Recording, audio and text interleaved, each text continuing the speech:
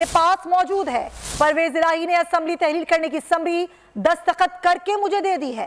परवेज इलाही हमारे साथ हैं। इमरान खान की बोल न्यूज़ के नुमाइंदा खुसूसी गुलाम अब्बास से ये गुफ्तगू हुई है। गुलाम अब्बास से मजीद बात करते हैं। जी गुलाम अब्बास, बताइएगा चेयरमैन पीटीआई इमरान खान ने मजीद क्या कहा है आपसे?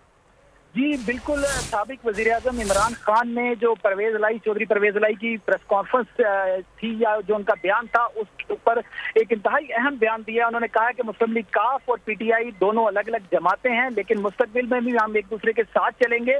उन्होंने कहा कि दोनों जमातों की अपनी सोच है। मुस्लिम लीग काफ के ऊपर साबिक आर्मी चीफ की बड़ी नवाज़त थी, लेकिन हमने रेन ऑफ टेरर फेस की है, तो इस वजह से हम साबिक आर्मी चीफ को क्रिटिसाइज करते रहेंगे और उनके बारे में बात करते रहेंगे।